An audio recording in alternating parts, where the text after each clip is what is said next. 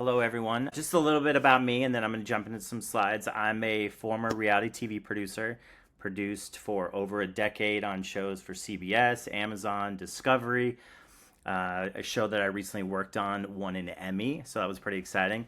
And I worked in the industry for a decade, and one day I walked onto my last TV set and then worked on my last show in 2024, and the phone calls and emails just kind of stopped.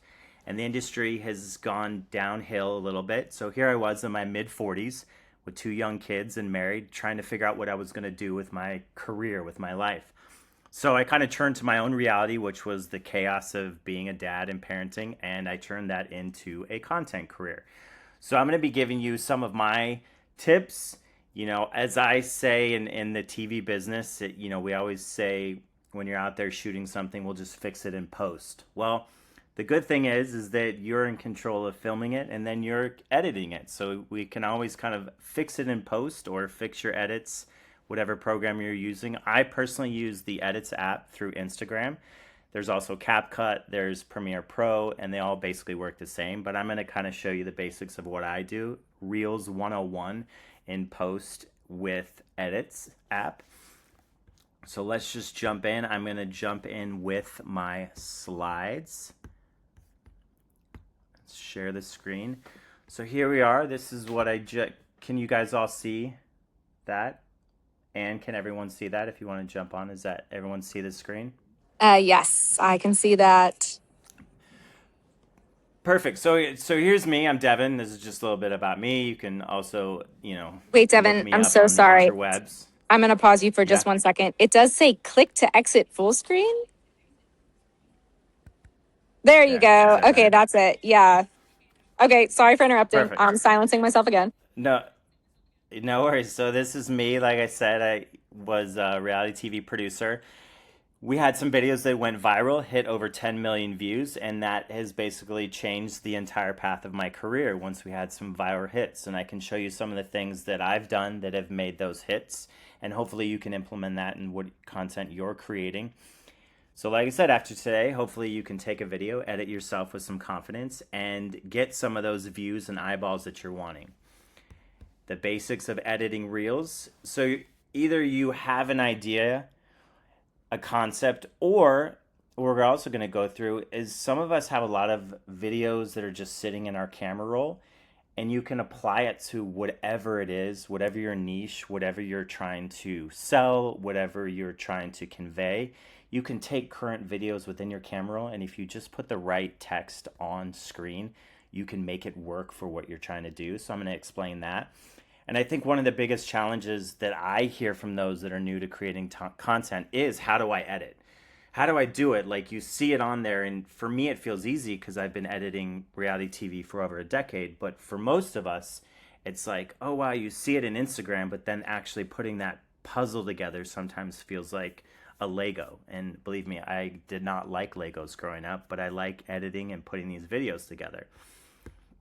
So what we're going to cover, the first thing is some of you, I believe, have your niche, but then sometimes you could even niche it down a little bit.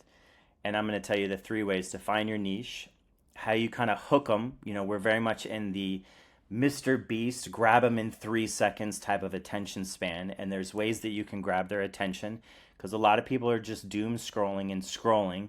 So you want to be able to grab them quickly. And then trending, that's another tip that we'll cover. And then you want to be able to tell a story, which I'll go into. And I always say that you should never tell a story without a point and never make a point without a story. And we'll go into that. So the first thing right here I want to talk about is find your niche. Some of you have your niche, whether you're, real estate, or you're a professional, or you're already a content creator, but you're trying to kind of find your voice and your niche on social. So my top 3 tips to kind of find your social voice is, what is your experience or expertise? So make sure you're really leaning into what your experience is and what your expertise is. Then the other thing is what are you passionate about? So find something that you're passionate about, because that means that's what you like to talk about. And then 3, what is your current reality? So for me, for my example, my current reality when I had started my content creation career, the reality was the chaos of being a dad. And I leaned into that reality. And that's what the content ended up becoming. It was the real authentic dad moments. As you can see here in the photo, we edited our vacation like a reality show and it really popped off, over 10 million views.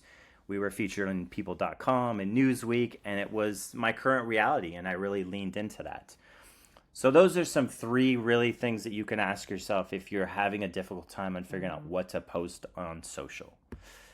Then editing is all about the hook. You want to be able to grab them. You want to be able to get people to stop scrolling and land on your video and watch the whole thing. So how do we do that? We have to grab their attention. And one of the best ways to grab their attention, we can go back here, is by putting text on screen. You see that, obviously this was a trend, but you see POV, you edited your vacation like a reality show, is enough of a, I would like to watch this. Either A, I just went on vacation and you see that there's kids, so you're like, I wonder if it was a shit show like my vacation. Or you watch a lot of reality TV and you're like, I wonder if this is like my reality shows. So you've grabbed them and gotten their attention with some clever text on screen. You know, right now there's a way, you know, the POV is a big like grab them, but you want to get their attention with something that is like, what is this video going to be about? And that text right there is a way to grab them right away and have them watch your whole video. So here's some examples from some of my videos. The first impression that you're seeing is the text. So let me give you an example. Some of you might be in a situation where you have videos in your camera roll and you're like, I bet I could make a video about this. How do I do that? Well, this one on the far left you can see is me holding one of my daughters while my other daughter decides to swim back and hit her in the head. My wife had just filmed this. We were just hanging out at the pool. It wasn't intended to be a video for Instagram. It was just us having fun at the pool. We had this video in the camera roll for about a year, and it was like going through, figuring out what we could post. And we were like, what if we just figured out what the text on the screen was? How can we tell a good story with this video? And my wife and I came up with this text here. If you're wondering what it's like having more than one kid, then the video goes on to show my oldest daughter jumping back, hitting her little sister and her dad in the face. So that was enough of a grab in the text for somebody to go, oh, I have more than one kid. I bet this is my life. So you're making the text relatable to somebody else's life, and then they're going to watch it and comment with, that's my life. Oh my gosh, that just happened. This is why I'm only having one kid. Because what you want to do is you're basically, when you're creating content, you are selling tickets to the comment section. Which means if you can get people to comment on your videos, you're getting them to stay on your video longer. You're training the algorithm to get people to watch your videos. The algorithm is like, oh, people are watching the whole video. They're also commenting. And the more comments that you can get on videos, the longer people will stay, and the more your other content will get pushed out to the new audience and your followers. So the second example is very human, very relatable moments kind of text. So this was me sitting down to eat dinner and then saying, you know, if stopping halfway through a meal to wipe someone's butt sounds like a good time, then I suggest parenting. Then that's enough of a, I wonder what this video is like. And then it's my daughter in the background saying, I'm done, come wipe me. So you're putting on screen a very relatable moment for people, and it makes them want to watch. It also then gets them to comment on your video and be relatable. They can either say, oh, that was me, or that's never been me, but you're getting people to really engage with your content. Then the last one is lead with an engaging type of question. So you're putting something out there where it forces somebody to watch when you're like, what are they doing to that poor child? Well, if you want to know, because the kid is screaming in this video, what the next clip is going to be, then it gets people to watch. So you kind of lead with this anticipation, what's going to happen in the next clip. In this video, you hear a child, mock screaming in the background.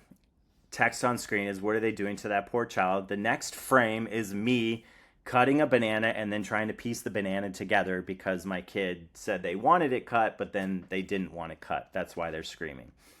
So these are all ways by putting text on screen that you can grab someone's attention, stop them in their tracks, and watch your video. Now let's jump on to the next one. Let me just jump out of here for a second. Does anyone have any questions so far? So Benza, what about deleting old content if you're trying new formats? I don't have a problem deleting old content. I am under the assumption that we're in such an, because AI has kind of taken over so many things, it's also forced content creators and creators in general to be more real and authentic. So if you have old content on your feed, it's showing that your journey, it's showing that you're a real person. It's not all polished stuff with this new format. So I don't delete stuff. I have stuff on there from years ago when I did like fashion blogging and fashion styling. So I don't think it's necessary to delete it because it shows like a real person behind it, if that makes sense.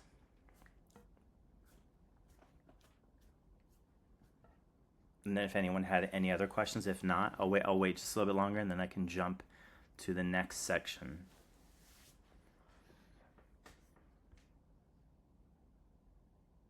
Also, hope everyone's having a great Thursday. What about jumping onto trends? Great. All right, then I'm going to jump to my next slide. There we go. This is what I'm talking about next, Ben. So here we go. Okay, here, let me answer this. Daisy said, any feedback on personal audio versus AI audio? I think personal audio is always better unless you are using the AI audio as a fun or funny gimmick. That's my take on it. If you're doing it in a, I've used like an AI voice when I'm trying to be funny as like a voiceover person talking about like dad life. But I think trying to do personal audio is more relatable. I think it makes people feel more connected to you than an AI audio. So trends, Ben was talking about trends. That's actually my next slide. So let's jump in there to trends. There you go. So another way is you grab their attention with trends. There's two ways you can do that if you see here on the slide. There's trending video and then there's trending audio. So in this video example, photo example, you can see here, this is what we call a trending video. So a lot of you have probably seen, if Netflix made a documentary, is the trending video.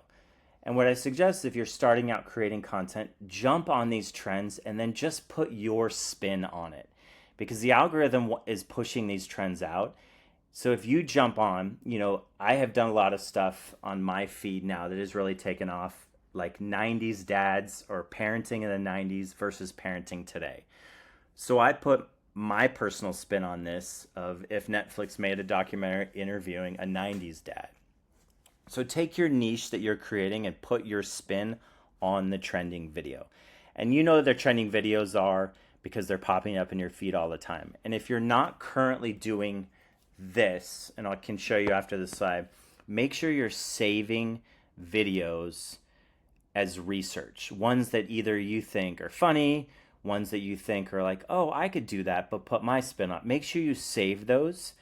And then if you use the Edits app, you can see all your saved videos within the editing tools. So I can show you that as well. So that's trending video. Then there's trending audio. So there's trending songs that you can see when you open up like edits, or you can just see that people are using that song and then they're either putting their video with text on it. So make sure you're just saving those, like, oh, that trending song, I'm hearing that a lot. That means it's trending, and then put your spin on it. And really it could be any video with the trending song that you want to do. But the trending songs, you want to make sure that you're putting your stuff there. Trending audio songs, usually it's like Kardashians or The Office. Sometimes those will do well. And then another example, if you're not quite familiar, like a trending song would be It was kind of like a song mixed with a video, which is kind of like the Netflix, but it was also the John Hamm one. So sometimes it's mixed in between like a trending audio song and a video. So kind of keep your eye on that and make sure you're saving those. And let me just stop here and let me show you. So if you guys are using Edit's app, this is what I use to edit videos. So here's the Edits app. This is all my videos I'm editing. But what's great, if you're not currently using this, when you save videos in Instagram, on the far, this would be my left, yeah, phone left, is the little tab here. And this shows all of your saved videos that you've saved.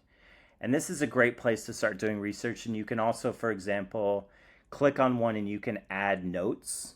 This little plus sign right here, you can add yourself a note like, oh, this is a funny trend, but I'm going to say this. And you can add the plus sign and add your own little note. So when you go back to edits and you're like, oh, and then what you could do, which makes it easy, is you click right there. It says use that audio. You click that and then you can just add your clip that you want. Oh, you didn't know that, Anne. There you go. So this is right here, having all this in here. That's why I use this versus CapCut. CapCut was great, but CapCut, for those of you who don't know, was owned by the parent company of TikTok. So when TikTok went down, CapCut also went down. So that was kind of like, I think this is when Edits was like pumping money and they really got their stuff out there. Sorry, that girl was flipping us off at the end of the video. That was not me.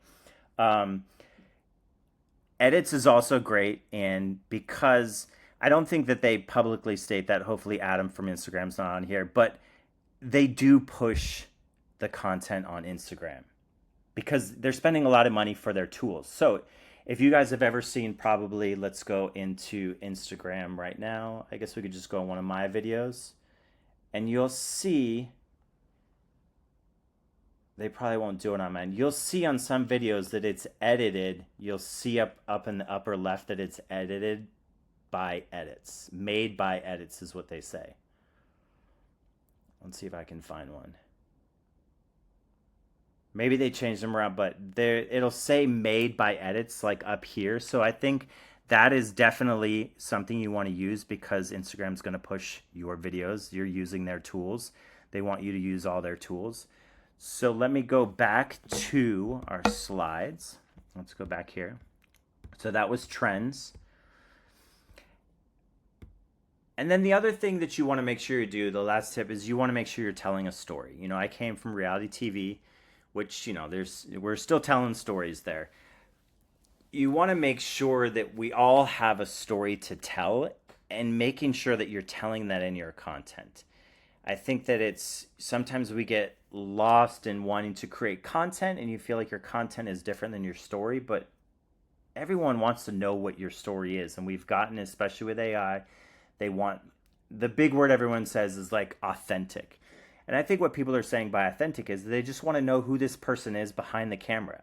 They want to know what your story is. So even if you're a realtor or if you're a dentist or whatever type of profession you're in, who are you though? Because we're also in an age of, you know, we grew up, you know, many of us had boomer parents where you just knew them based on the job that they had. So it was like, oh, who's my dad? Well, my dad was an engineer, and that was kind of a label that we placed on people. And it's shifted a bit into people want to know who you are. We're not just the label of the job that we do. And that's where your story comes in. Sure, your content may be you as a realtor, but then what's your story? How did you get into it? And you can find ways to weave in. And that's what I've done here. You know, I've dad funny content, but I was a reality TV producer that lost my job at 45. And how I got into this is I turned the chaos of parenting into a content career. What is your journey is just as valuable for people to watch as mine. And again, never tell a story without a point and never make a point without a story. So let's kind of go into, let's just review. So find your niche. We talked about it. Experience, expertise, passion, your current reality. Hook them with text on screen. That's how you grab their attention. Make sure you're hitting the trends, saving them, video and audio, and then share your story. because you've got one. So let me stop here and let me know if anyone has any questions, and then I can kind of show you a little bit of my edit process just on a video. But does anyone have any questions based on that so far?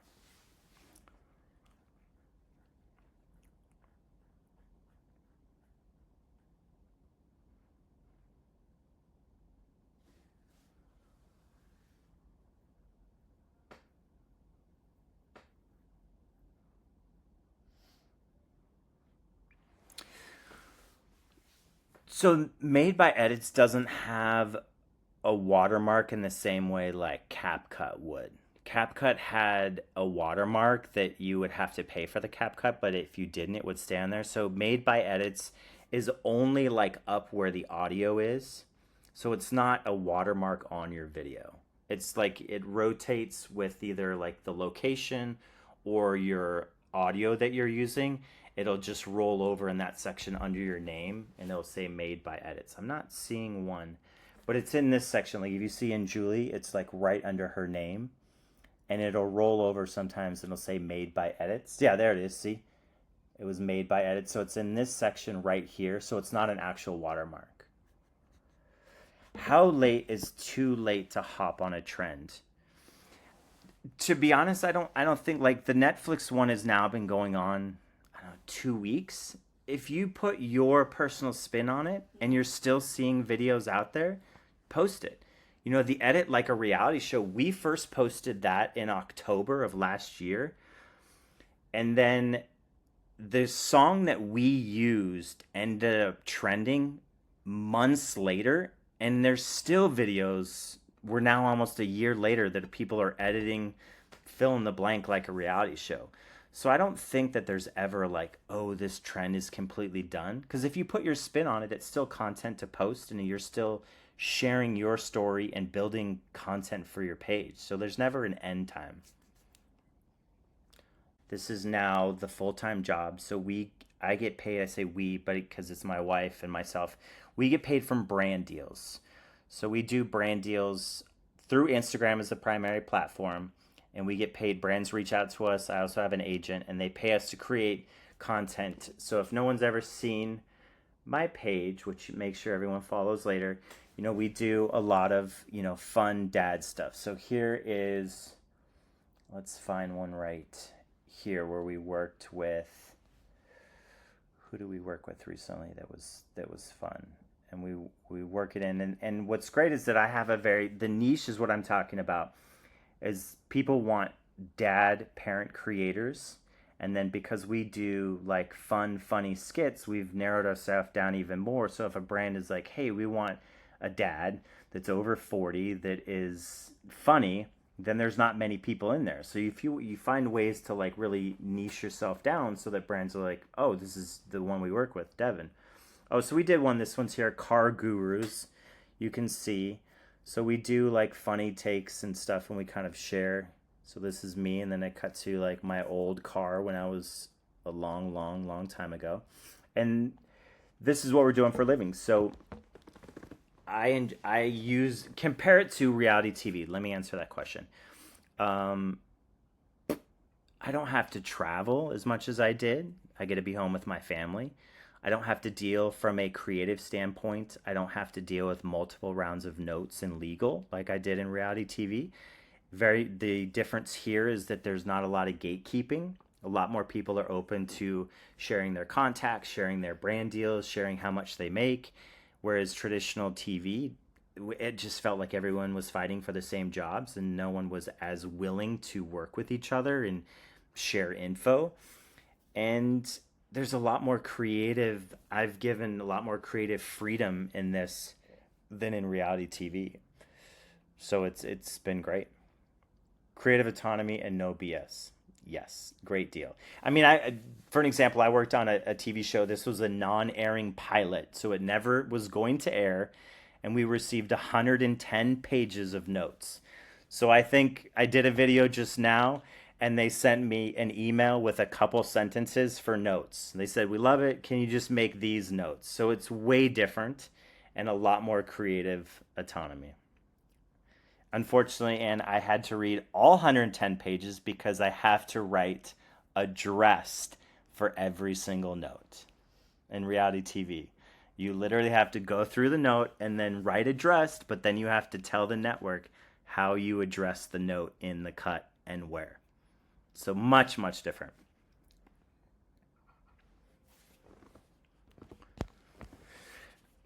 So let me just show you. If you guys have questions, you guys can ask away. But so here, let me just open edits, and you can kind of see a little bit of my process. So here we've got, which video is a good one to show? You can kind of see, coming from a producer's, there's a lot to go into editing. It's not just necessarily a video with some music. There's some thought and some editing behind it, and you can really. So this is one we just posted today. We're here. I'm in Madrid, so it's nice and late, or early for Madrid. For Spanish people, they love being out late. So this is actually probably early for them. So we've got, a lot of layers to it. So I did, there's 4 layers of video that you add together, and then you've got your audio, and then you've got all your text or subtitles up top. So it's just a matter of piecing it together. So this one was a trend that's going on where you basically take 4 different videos from, say, a travel, and you put it together with a timestamp on it. So the purple is the timestamp, and then you cut the videos down below so that they each kind of match up to the time. So this is kind of an example. This is more than just adding a video with some music to it. You're kind of putting some pieces together. You're kind of building that piece like a puzzle or like a Lego piece. Again, that's a trend that was kind of trending that you kind of jumped on. It was like, oh, I'm here, I'm traveling. This would be a good one to do.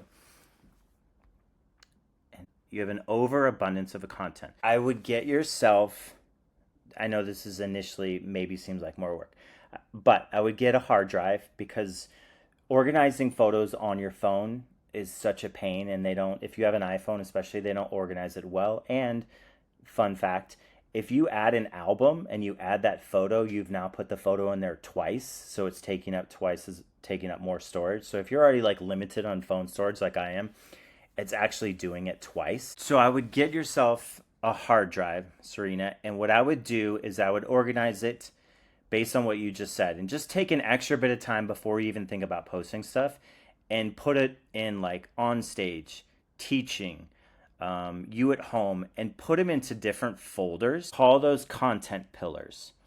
And what you want to start doing is pulling from a different content pillar. So for me, my content pillars, now that we've been doing this, is over 40 dad chaos, parents in the 90s versus today, and then my teaching here, turning chaos into content.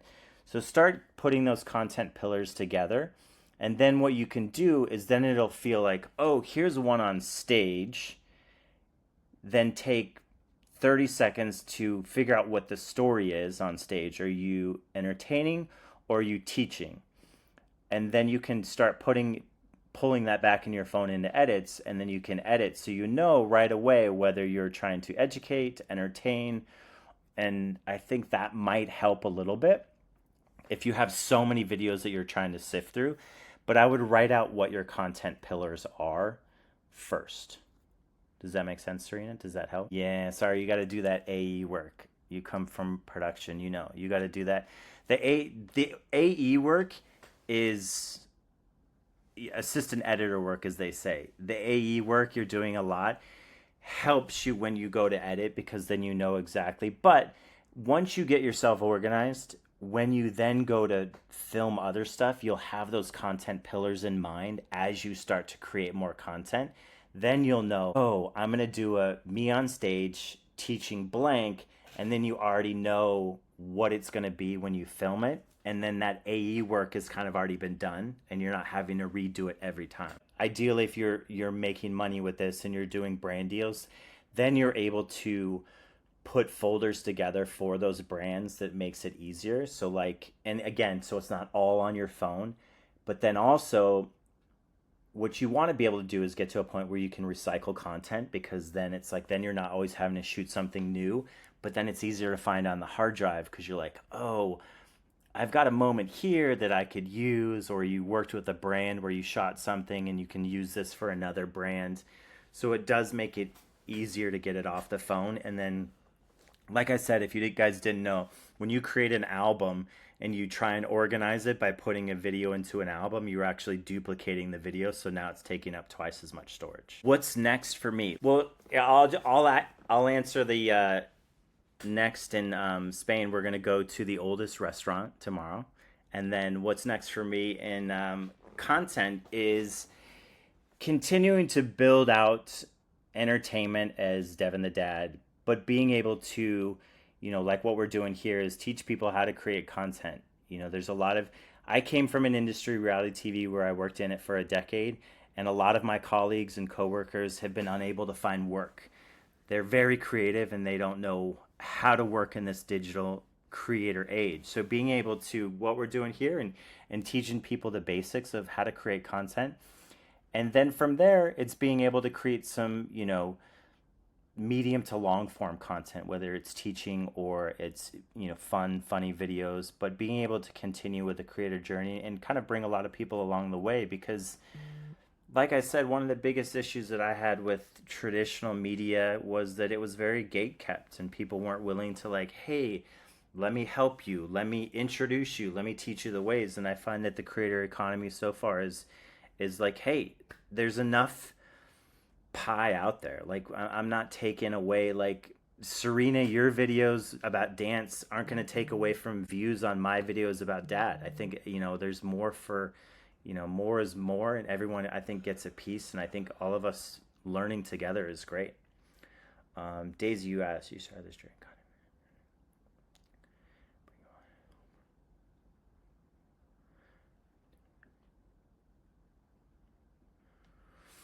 So you're saying you started sharing content creation, merging family life and bringing it public. My idea is all personal videos. I always struggle to combine it with videos I want to publicly make and just the ones to share with family and friends.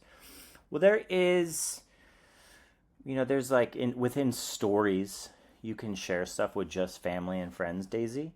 You can do that. I think if you're wanting to create content, then I think you have to make it public for everyone to see, and also the algorithm, most of your followers don't necessarily see all your content anyways.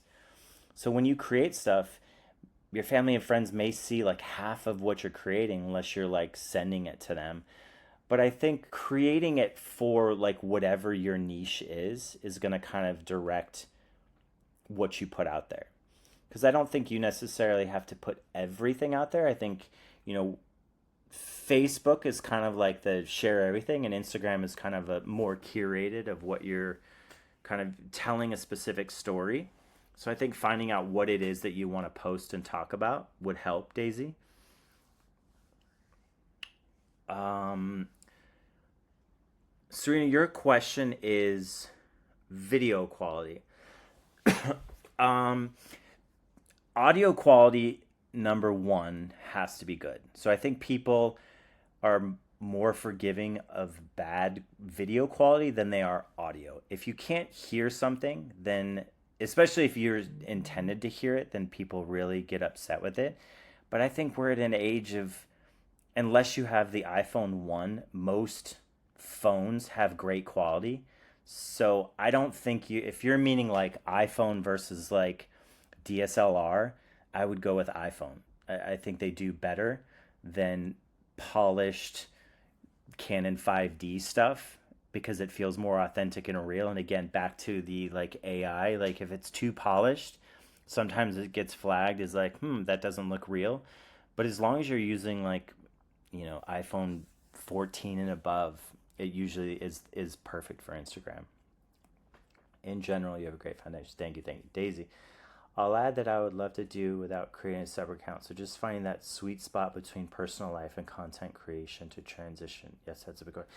So yeah, I think that is a good sweet spot. So what you can do, Daisy, is finding in that sweet spot, sharing what your story is then. So like, can I ask you, what is your content creation about?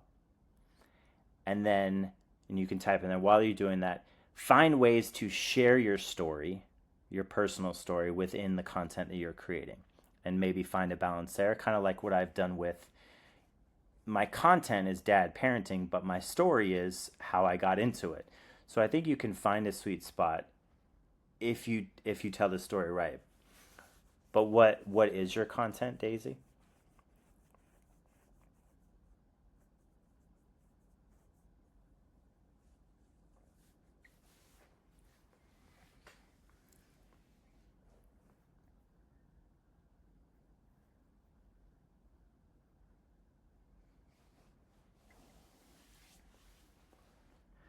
Sharing my journey, how I got into tech.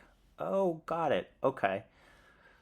And then when you're talking about personal life, are you talking about family? Do you have kids? What is the kind of family personal life stuff that you've been sharing or would like to share?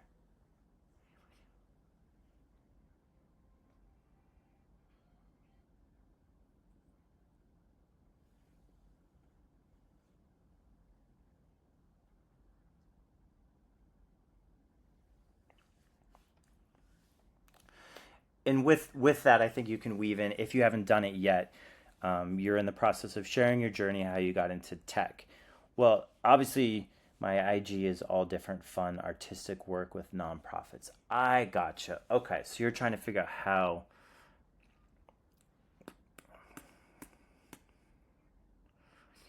different fun artistic work with nonprofits.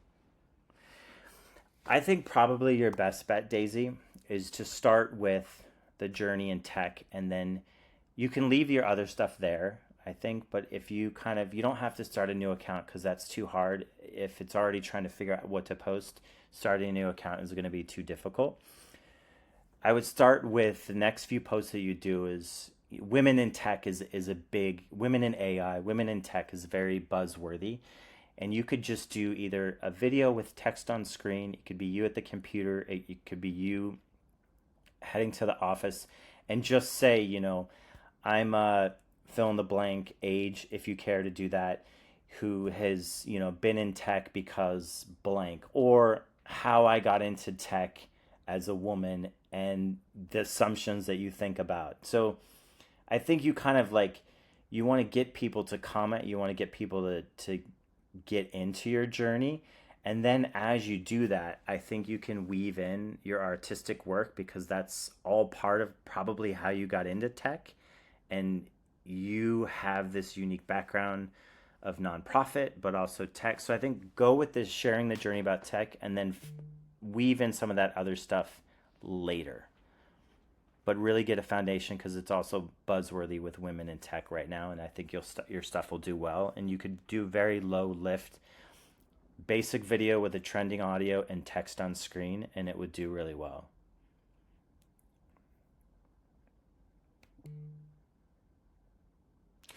So, Serena, your question. I had a talk show and we'd post video clips from interviews with captions. Should we also be adding other text? Oh, yes, I would. That was one thing I didn't mention. I would, if you're talking to camera, you should add captions because most people, specifically my audience, but a lot of people don't watch things with audio. Like as parents, when you're trying to put your kid to sleep, you're not watching stuff sometimes with audio because you don't want to wake them up. But if it has captions, then it'll intrigue you enough to listen to it.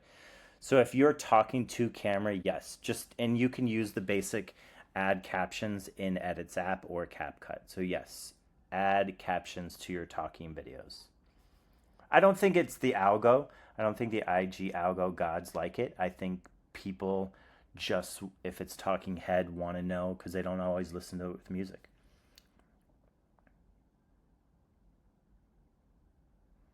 Cool. We do add captions. Yes, women in tech is huge. Yes, Daisy, do it. And there is a gal. I'll put it in the Circle app, Daisy, that has done really well sharing like she lost her job and now has gone into content, and she does a really good job of just kind of telling that story with her like skateboarding down the way. And you could do very similar with like women in tech, and it can be very basic video. I'm saying like basic because it makes it easier for those that are starting out to just do it. But I will put that in the circle so that you can check out this gal's work and make it seem like, oh, that's pretty easy. I can do that. My question is more if we should be adding additional text or audio.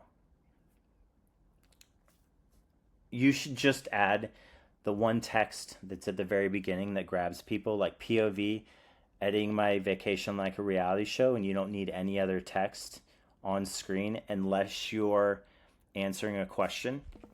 Let me give you an example so you can see.